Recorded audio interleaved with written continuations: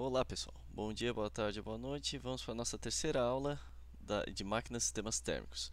Hoje eu vou falar um pouquinho sobre processos e ciclos termodinâmicos. Eu vou entrar um pouquinho no estudo, dessa ciência termodinâmica, mas a gente não vai ver muito a fundo, só por cima. Então, voltando à definição da máquina térmica que a gente viu na outra aula, isso tem que ficar bem claro, hein? O foco da nossa disciplina é isso aqui. Então a gente tem um reservatório a uma temperatura quente, um reservatório a uma temperatura fria, onde eu vou rejeitar calor, aqui, vou rejeitar calor, e a minha máquina térmica fica entre os dois, e ela me entrega trabalho, Então eu posso ter uma máquina térmica inversa, que é o ciclo de refrigeração, mas as máquinas térmicas, em geral, operam dessa forma, certo?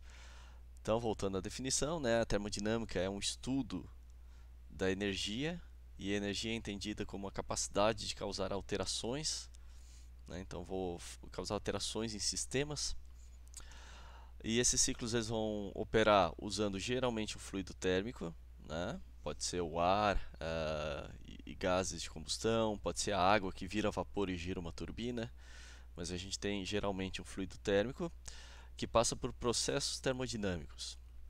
Isso aqui é só uma nomenclatura que a gente vai estar usando, Então, com a termodinâmica a gente pode estudar também como maximizar o trabalho que vai ser entregue pela minha máquina térmica. Isso a gente vai fazer minimizando a entropia. A gente não vai entrar muito a fundo na entropia, mas seria como se eu tivesse o rendimento ótimo que um sistema real pode ter. Então eu nunca poderia operar com um motor de combustão interna a 100%. Isso é fora da realidade, fora da física. Então eu tenho o rendimento máximo que eu posso chegar, fisicamente falando, e eu vou tentar chegar o mais próximo possível disso, certo? Então esse estudo é isso, é aumentar o rendimento de máquinas térmicas reais, com base em ciclos ideais. A gente vai idealizar as condições do ciclo para tentar chegar o mais próximo possível desse tipo de ciclo, ciclo ideal. Algumas definições. Um sistema termodinâmico é dado como em um instante do tempo, um sistema onde ele está em equilíbrio com as propriedades termodinâmicas. Vão ser, por exemplo, temperatura, energia interna, são propriedades dele. Não precisa focar muito nisso. Não dependem do histórico de eventos que passa o processo, então ele vai ser definido instantaneamente, as propriedades termodinâmicas desse ciclo. E processo é o termo que a gente usa para dizer o que o ciclo, esse meu sistema passou do ponto inicial dele até o final, certo? Isso aqui é só para a gente ter uma noção geral, Então eu vou ter um processo reversível ou irreversível. A diferença deles é que o reversível ele pode ser revertido sem deixar qualquer vestígio. Então todos os processos reais são irreversíveis. Só os ideais são reversíveis. Então, quando a gente está trabalhando com um rendimento máximo, a gente diz que todos os processos ali são internos, são reversíveis, certo? Então, ele vai operar como um limite teórico. Ele vai dizer qual é o rendimento máximo que eu posso ter se eu tivesse só processos reversíveis. Então, são processos sem atrito, muitas vezes sem transferência de calor, expansão não resistida, mistura de fluidos.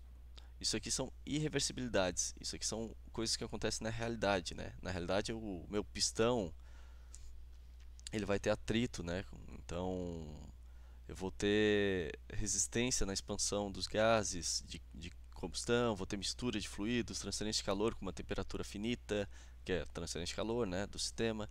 Tudo isso aqui são irreversibilidades que meus sistemas reais vão ter, certo?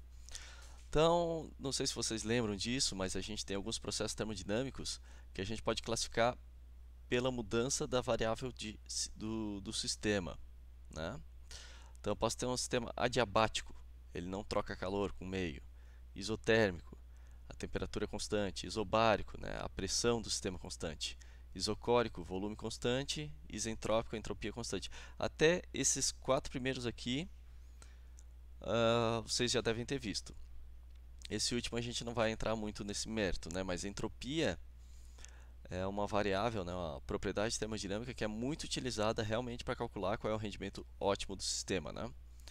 Então a gente tem na entropia sempre um aumento para todos os sistemas fechados. Ela é como se fosse uma propriedade que mede a desordem dos sistemas. Então sempre vai aumentar, né? Vamos dizer que eu organizei uma coleção, que eu tenho uma coleção de moedas, por exemplo, eu organizei por data. Se eu pegar essa coleção e jogar para cima, as moedas elas vão cair de uma forma mais desorganizada do que elas estavam antes. É muito difícil eu pegar esse sistema desorganizado, jogar para cima e ele organizar por data das moedas, né? Isso é praticamente impossível.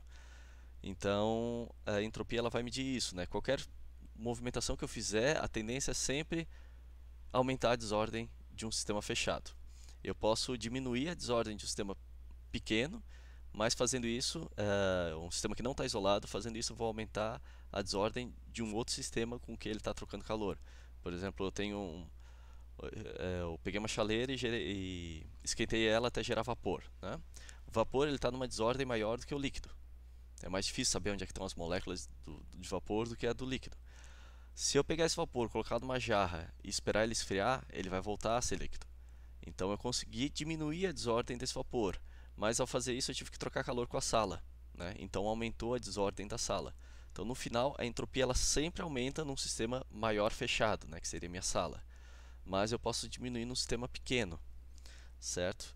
E esses meus sistemas ideais, eles vão sempre tender a uma variação de entropia zero. É difícil eu reduzir a entropia, eu vou ter que estar trocando calor, né? Então eu vou estar sempre tentando não gerar entropia, porque ela é naturalmente gerada nos sistemas, certo? Mas isso a gente não vai entrar tão ao fundo. Aqui eu vou colocar uma definição, aqui um textinho um pouco mais fácil de visualizar das características da máquina térmica, né? Elas vão receber calor de uma fonte de alta temperatura, então eu posso usar energia solar, eu posso usar uma fornalha que está queimando lenha, um reator nuclear, né? Queima de carvão, gás natural, óleo, né? Óleo diesel. Então eu tenho o calor recebido de uma fonte quente, eu converto parte desse calor em trabalho, geralmente rotacionando um eixo, né?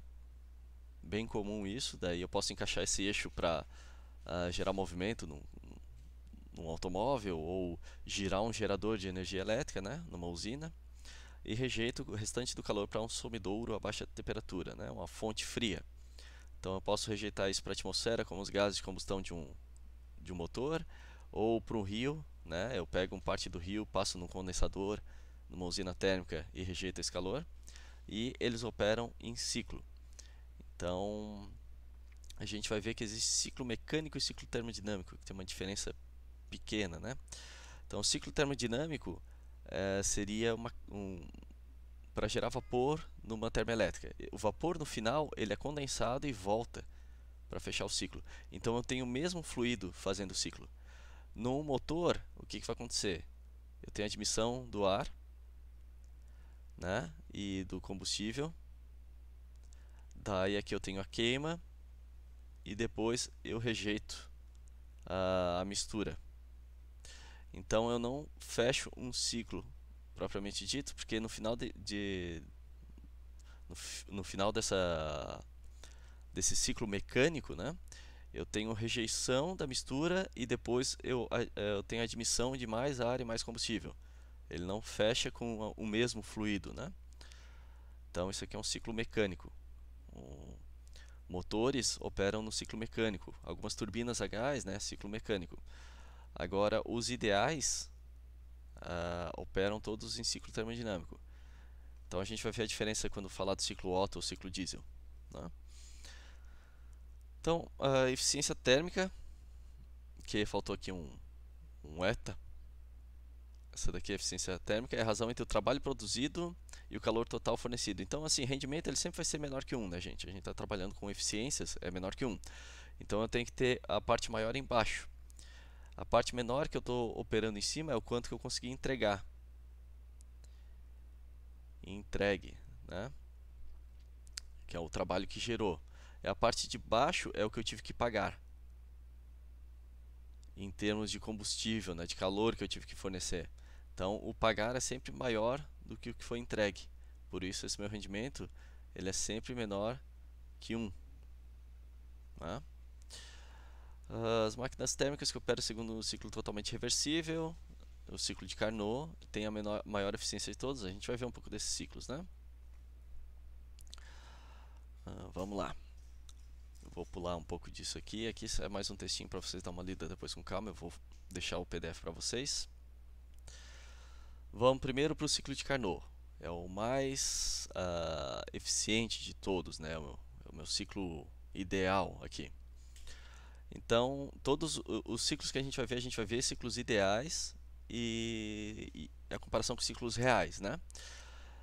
A diferença para existir vários ciclos ideais com rendimento menor que o Carnot é porque daí eu estou trabalhando com ciclos ideais que eu tenho componentes que eu consigo reproduzir isso, né? Então, um motor de combustão de um automóvel ele não consegue operar parecido com o ciclo de Carnot. Então eu tive que ver um ciclo ideal que eu seja próximo ao motor, ao funcionamento do motor, para poder ver qual seria o rendimento máximo que esse motor poderia ter. Então eu tenho lá o ciclo Otto, que é a idealização de vários motores, né, de gasolina, de álcool.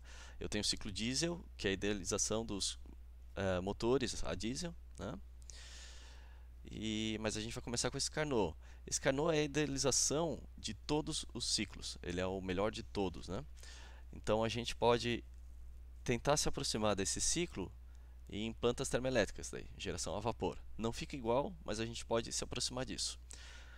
Então esse aqui é um diagrama temperatura por entropia, né? Um gráfico. Tudo que está aqui dentro desse sino, isso aqui, né? Tudo que está aqui dentro é mistura líquido-vapor.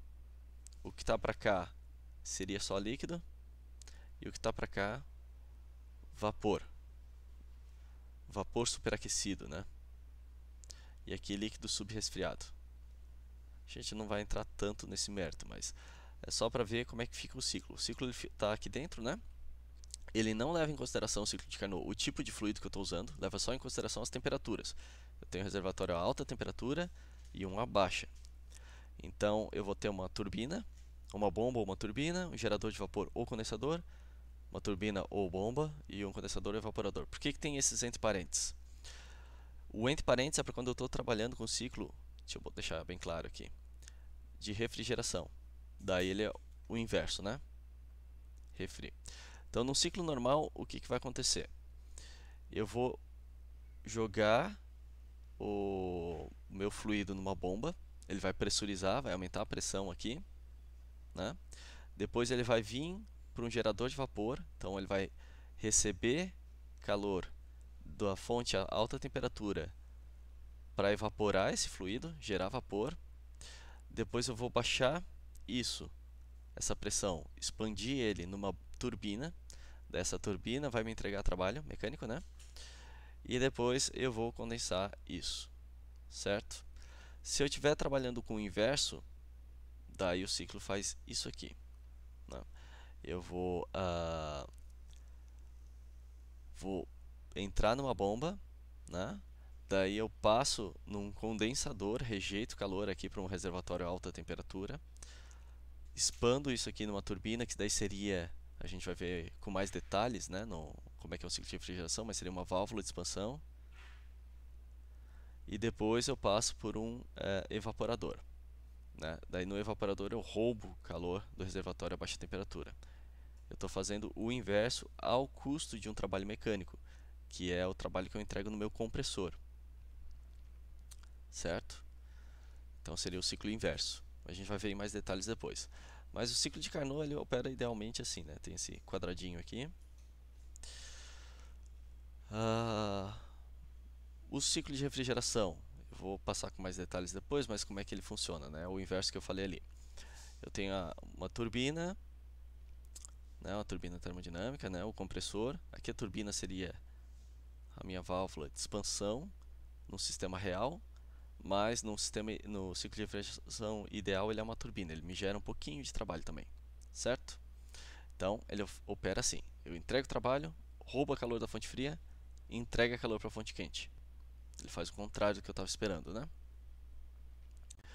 E ele opera nesses 4 pontos com 4 equipamentos. Então, do 1 para o 2, eu tenho um compressor, aumentou a pressão. Né? Do 2 para o 3, eu condenso isso, porque na hora que eu estou saindo daqui do meu ponto 1 para o ponto 2, né, eu tenho uma condição de vapor, e ele sai no ponto 3 totalmente condensado. Como eu falei, aqui é líquido e aqui é vapor. Então, o ponto 2 ele está na linha de saturação de vapor. Então, ele é 100% vapor saturado. Daí ele vai condensando, aqui ele é uma mistura, até o ponto 3, onde ele é 100% líquido saturado. Depois ele expande numa válvula de expansão, ou numa turbininha termodinâmica, né? Mas no sistema real a gente não consegue construir uma turbina pequenininha para operar ali numa geladeira, é inviável isso, né? Botar numa linha de produção, construir uma turbina para aproveitar um pouquinho do trabalho que aquele vapor expandindo poderia gerar, aquele líquido expandindo poderia gerar. Então é muito pouco trabalho, não vale a pena. Então eu crio uma válvula de expansão, que é um tubinho bem fino, capilar, bem comprido e fino, que daí na hora que ele passa por isso aqui, o fluido ele vai atritando nas paredes e com isso ele vai baixando a pressão, né? Então ele baixa a pressão aqui, baixa a temperatura e pressão. Daí do 4 para o 1 eu evaporo. Para evaporar eu tenho que roubar calor, né? E como eu estou evaporando uma temperatura muito baixa, eu consigo roubar calor do meu reservatório frio, de dentro da geladeira ou dentro do cômodo, né, se eu estou usando o ar-condicionado. Então aqui eu rejeitei calor para uma temperatura muito elevada, para um ambiente externo, né, ou da geladeira ou do quarto, a rua, né, no ar-condicionado. E depois eu roubei calor a baixa temperatura. Então esse ciclo ele existe para quê? Para eu aumentar a pressão o suficiente para conseguir rejeitar a alta temperatura e depois baixar a pressão suficiente para conseguir roubar calor a baixa temperatura, né? Esses dois equipamentos intermediários aqui, a turbina, o compressor e a turbina, eles servem só para fazer esse ajuste de pressão e temperatura, né? Se eu fizer só uma circulação de um fluido do cômodo frio para o ambiente externo ou da geladeira para o ambiente externo, o que eu ia estar fazendo é levando calor da parte externa para a parte interna, né? Eu não ia estar conseguindo fazer o ciclo inverso. Eu não consigo tirar calor da geladeira e jogar para fora se eu não fizer isso, de aumentar a pressão e depois baixar a pressão, né? Quando eu aumento a pressão, eu aumento a temperatura. Quando eu baixo a pressão, eu baixo a temperatura. Isso que faz com que eu consiga ter esse ciclo. Depois vocês dão uma olhadinha com calma no ciclo para entender melhor, certo?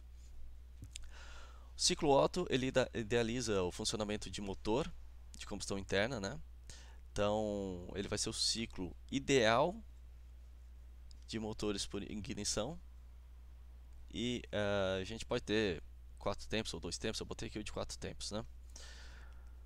Então aqui seria o ciclo ideal e aqui o ciclo mecânico real. Aqui o ideal por quê? Porque eu estou fazendo todos os processos sem renovar o meu fluido térmico, né? É só ar.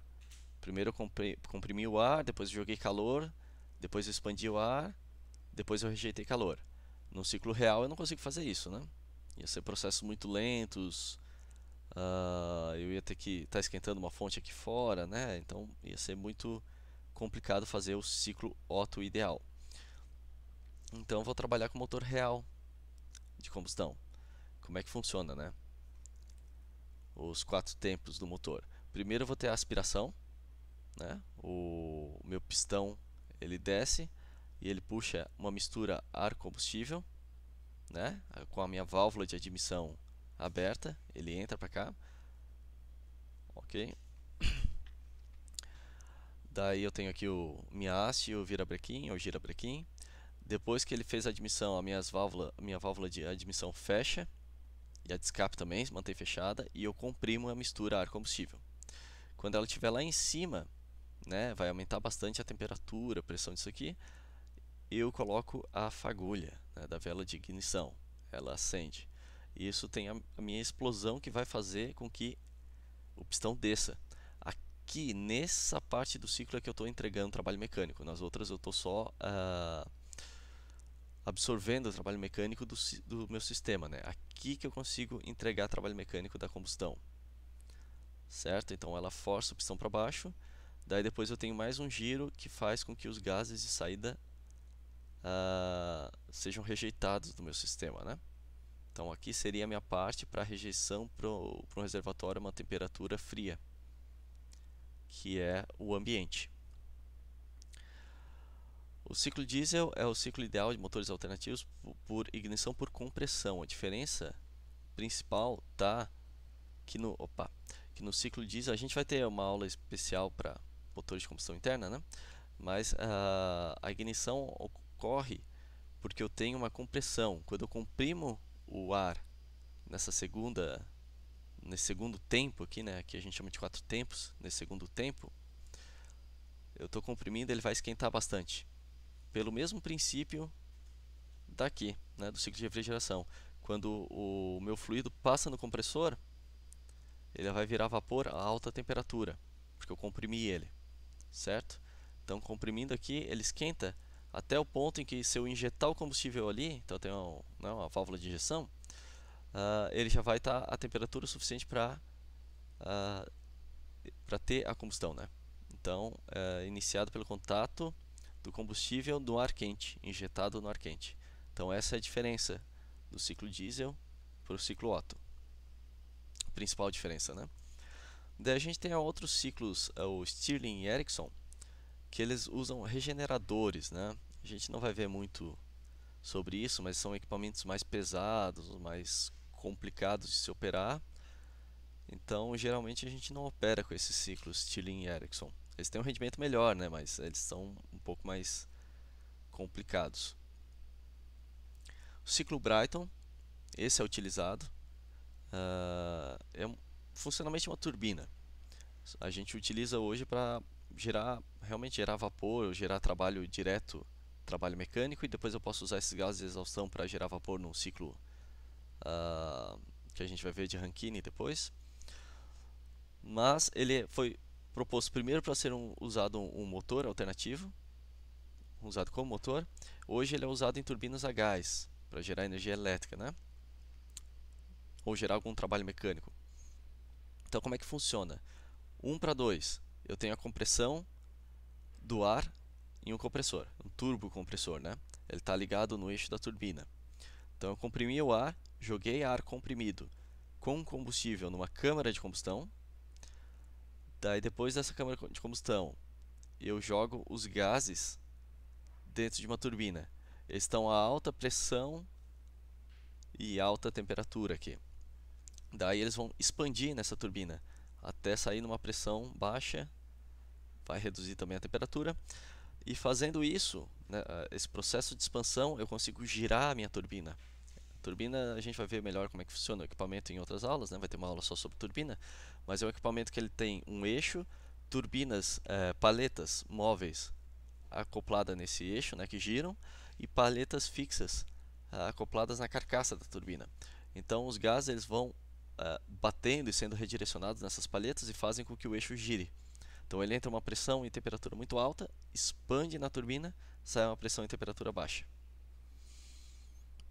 O ciclo Rankine, daí, ele é o mais próximo do meu ciclo de Carnot. Então eu estou tentando aproximar da condição ideal, né? Por que eu não uso o ciclo de Rankine num carro, num automóvel? Porque são equipamentos pesados para gerar vapor, e esse vapor vai gerar uma turbina, né? É inviável isso.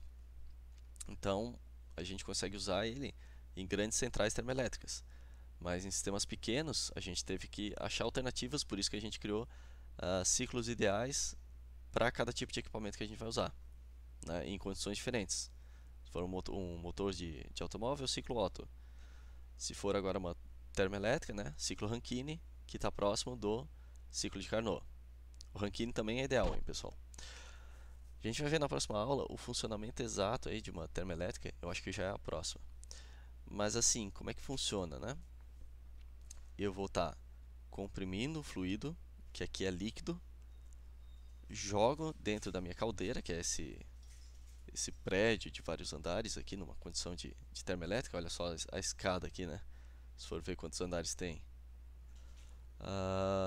Então aqui dentro, esse líquido vira vapor. Essa caldeira é só uma câmara de combustão com tubos para transformar água em vapor.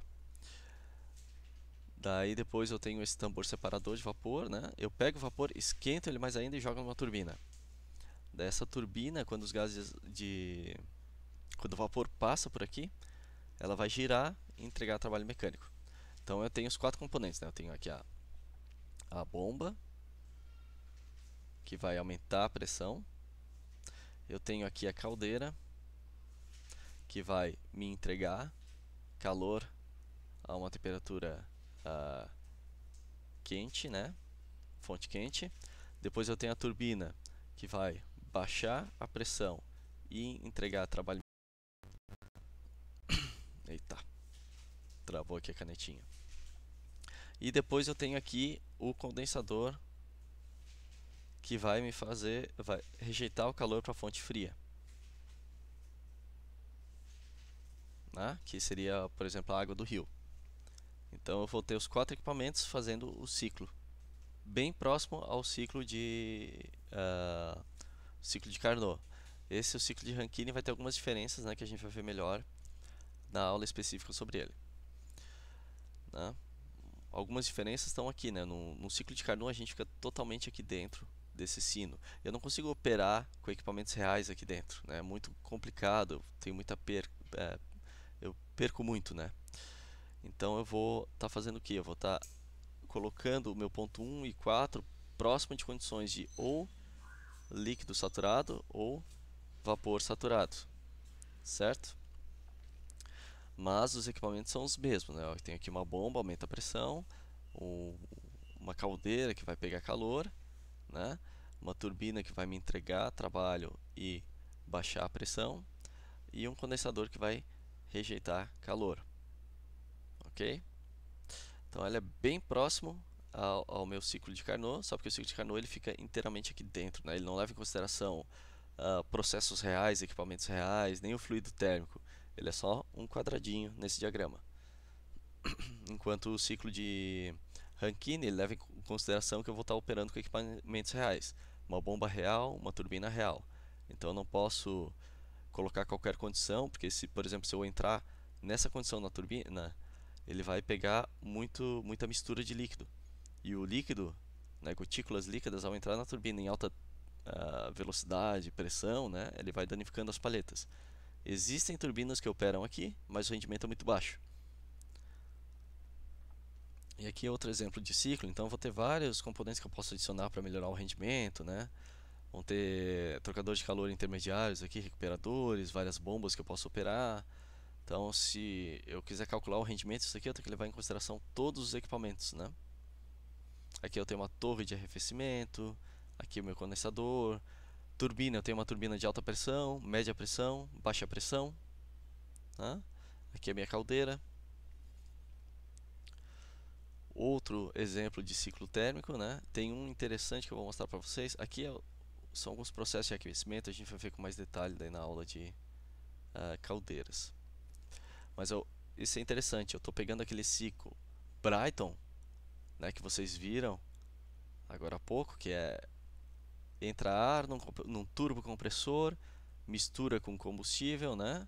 Queima, aqui tem um combustível, queima e os gases de exaustão vêm para a turbina, saem a baixa pressão, mas ainda tem uma temperatura muito elevada para jogar fora. Eu vou estar jogando fora muita energia térmica que eu poderia aproveitar. Então eu troco o calor antes de jogar ele na atmosfera com um ciclo de Rankine. Então a minha caldeira agora, em vez de eu queimar carvão ou bagaço de cana ou óleo, né, alguma coisa assim, eu estou aproveitando os gases de combustão de um outro ciclo. Então eu estou aproveitando parte da energia térmica que ia ser jogada fora para gerar vapor em um outro ciclo acoplado, né, um ciclo combinado. Então eu tenho aqui meu ciclo a gás e aqui meu ciclo de vapor. Dessa forma eu consigo aumentar o rendimento total desse meu combustível queimado, né? O combustível que está entrando aqui na minha turbina a gás, certo?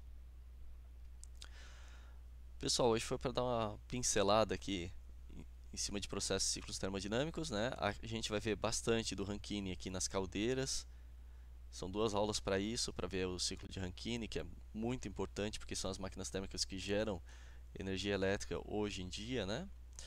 O princípio de quase, não quase todos, mas muitos geradores são assim. É a maioria ainda, né? Tirando, por exemplo, hidrelétrica ou eólica, né? A gente vai estar operando com o ciclo Rankine. Daí depois a gente tem a nossa primeira avaliação aqui na semana do dia 18, certo? Depois a gente vai ver aqui ciclos de refrigeração, que eu também comentei hoje. Hoje foi só para ter um panorama geral dos ciclos, né? A gente vai ver mais detalhes, ciclo de refrigeração, motores de combustão interna, turbinas, né? Então a gente vai ter um panorama mais específico aqui depois. Hoje foi só a parte mais geral. Então é isso, gente. Vejo vocês na quinta-feira. Abraço.